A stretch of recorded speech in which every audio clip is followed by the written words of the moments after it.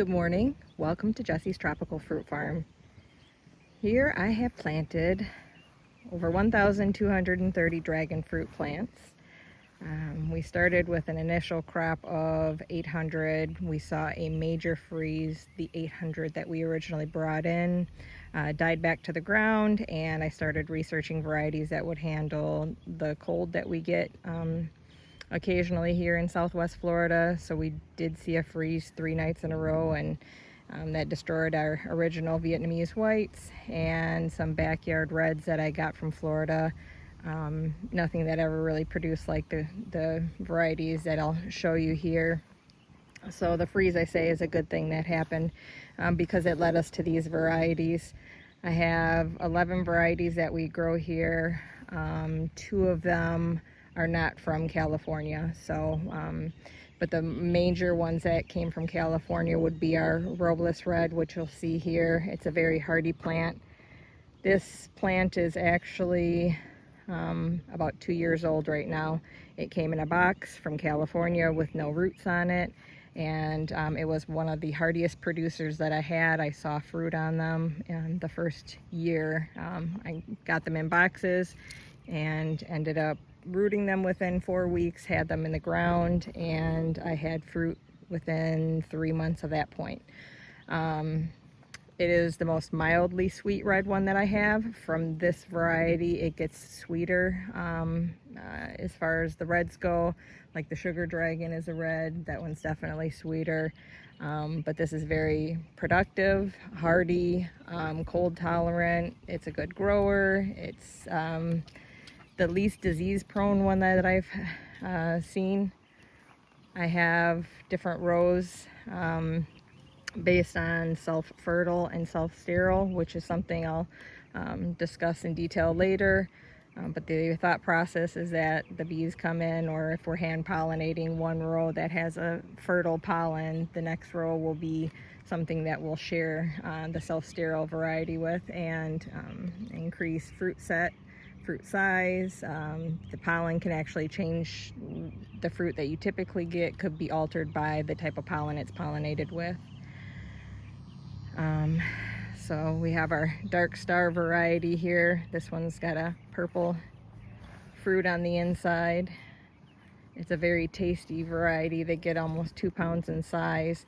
However, it's self-sterile, so it needs a cross-pollinator, hence why we alternate our rows. On each post, we actually keep just 4 plants per post. The total weight on that, if you keep it thinned out,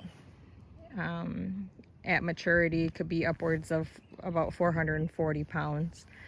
So we have 4 plants around our concrete post in the ground, and I'll discuss the makeup of those shortly. So we've had a slower season as far as fruit this year, just because of how the winter started off. Here's a flower that has bloomed, died back. It creates a yellow line here in between where the flower is dying off and where the fruit has actually set. So you can go in there and you go up, down, left, right, and you can actually see it and hear it snap away from the fruit. See that clean snap. If it's not snapping away easy, don't tug on it, but it's nice to take these off, especially if you're getting a lot of rain, because it avoids creating fungal issues on the actual fruit. But it's not necessary, especially if drier weather happens. You can then wait for the flower to dry off, and I'll show you how that just flakes off. Here's one of the physical graffiti varieties, purple, very productive, very sweet and tasty. Sometimes we get some smaller ones, but typically they're a larger fruit as well, upwards of 1 pound. We had a nice bloom recently, and so here are fruit that I have set. The flowers pop right off and completely dried out, and the fruit behind will continue to grow, get bigger. Move my camera out of the way. This will continue to get bigger, and once it gets closer to being ready, it'll start blushing, which is what they call it when they change color, which is one of your major indications that it's getting close to being ready. That, and then the fact that the fruit will fill out more So you'll try to squeeze, and right now it's very hard. It's not close to being ready, but when they get closer to being ready, they'll be softer when you squeeze them lightly. And then also the coloring. Sometimes they don't fully blush, and you'll see the nose cone actually start cracking here, and if that bulges out and it starts cracking here, then it's another indicator that it's ready. That's its ripest point. So we do have some very healthy physical graffiti in both rows here. Some varieties really liked it here, and then other varieties that I brought in from California didn't necessarily thrive as much as our Robles Red, Physical Graffiti, Dark Star, and American Beauty. Those ones really thrive. A few other ones, Maria Rosa, Sugar Dragon, Lisa, and Zamorano are also thriving varieties. The ones that are struggling for us here would be our Delight and Purple Haze. I see a lot of bad branches, rotting branches, that if you're seeing a lot of bad branches, just go ahead and cut those off. Make sure that when you're cutting your plants that you wash your cutters in between, whether it's a water bleach solution or it is a rubbing alcohol is typically what I keep on me. So when I'm cutting plants or fruit, that I disinfect in between each one, because the dragon fruit will transfer disease if you're cutting multiple plants and not keeping a clean scissors. So we have Lisa over here, and you can see that there's a lot of flowers that have dried off at the end, and we can just snap those off. These ones I can snap off, but sometimes when you mess with them this close to setting, that you can actually harm the fruit. But you see how it snaps away from the fruit itself, nice and easy. A clean, easy break. It's clean and easy, clean and smooth here. And then this will continue to get bigger. I like to wait until the flowers dry out, because the wet flowers are quite messy, and there's a lot of insects that still are trying to be in the flower. Pollination on these, you can hand pollinate, you can allow the bees to do it. There's moths that are doing it. In the morning the flowers will open up, or I'm sorry, at roughly midnight the flowers will open up, and by morning, roughly 10 a.m., 11 a.m., they will be closed for the day. And so you have that window of opportunity where you can try to pollinate. So I'm going back into our newer section of dragon fruit now, and these posts were just put in last year, and I've come back this way for several reasons. I want to show you the makeup of our actual post itself. So I built 10 forms out of 2x6 pressure treated lumber, and basically built a box.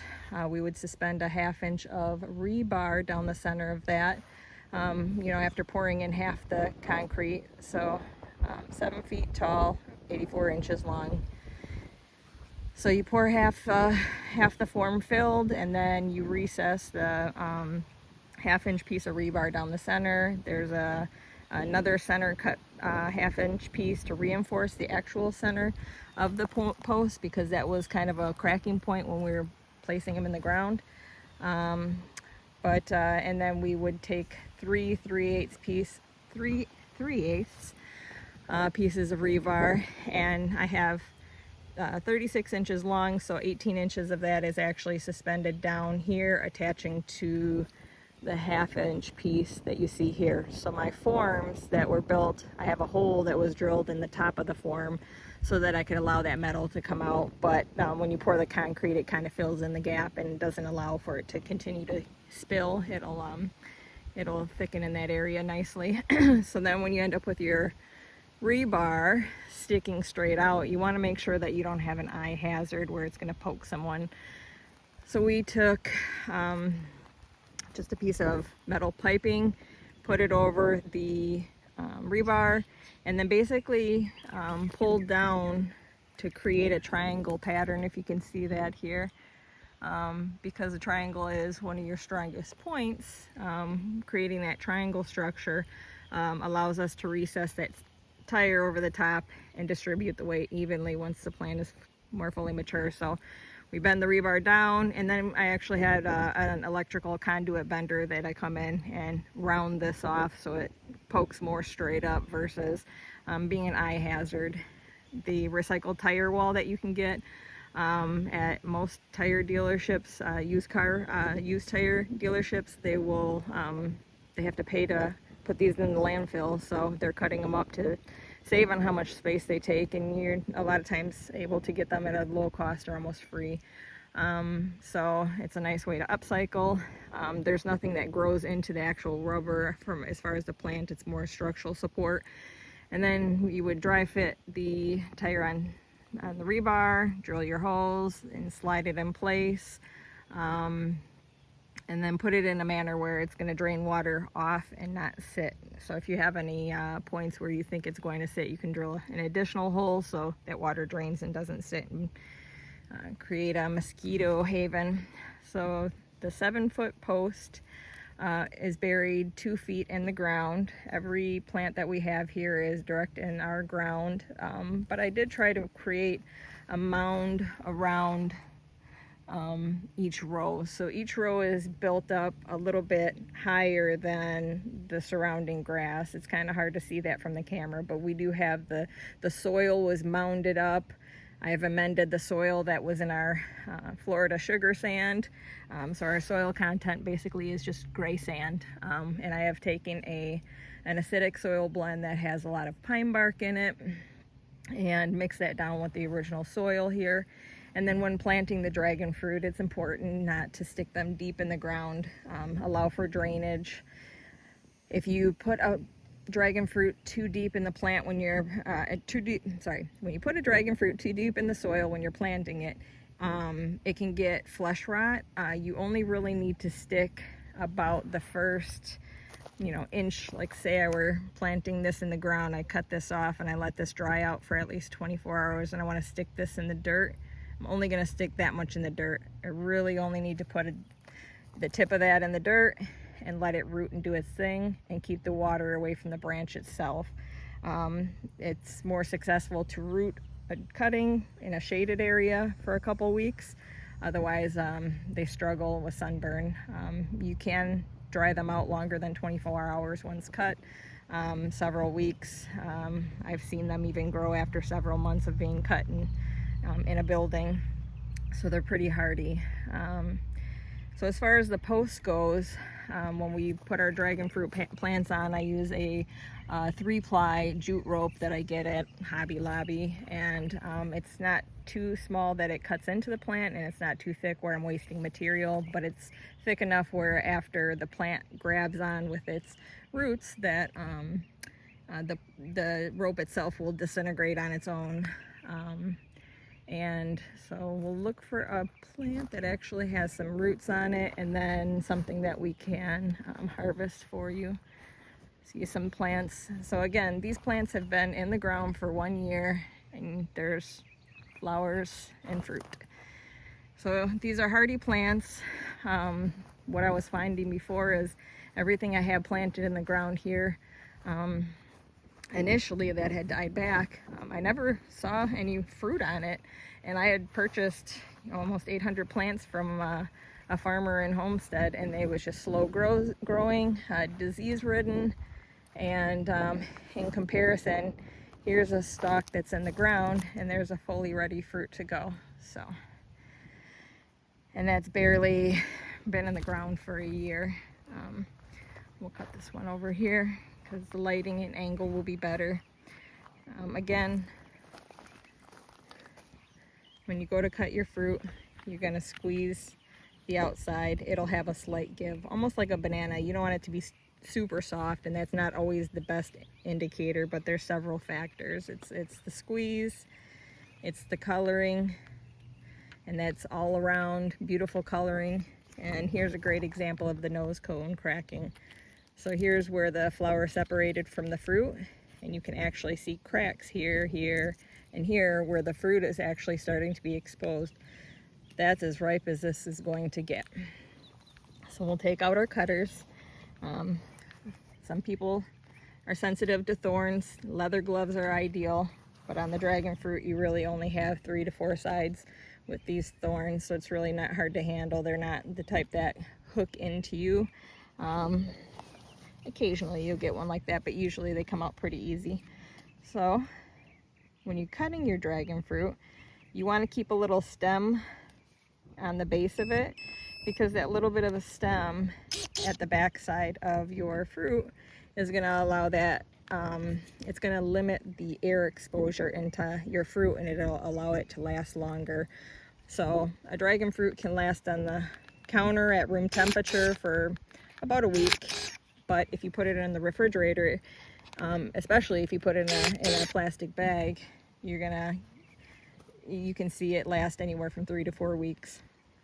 So leaving that little bit of cacti on the back of that fruit is just fine. I like to make sure there's no thorns on it, because you grab it later on and you forget that there might be a thorn, and that's not fun. So you can see where I cut into the plant, and this part of the plant will heal itself over.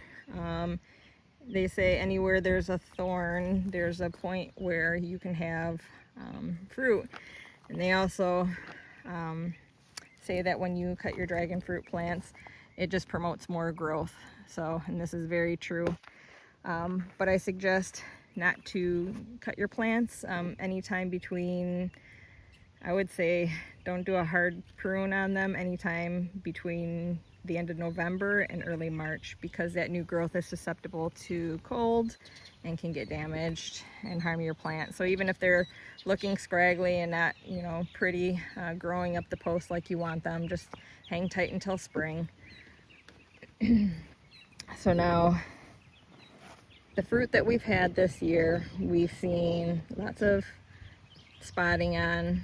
It's there's nothing wrong with the fruit, but I'm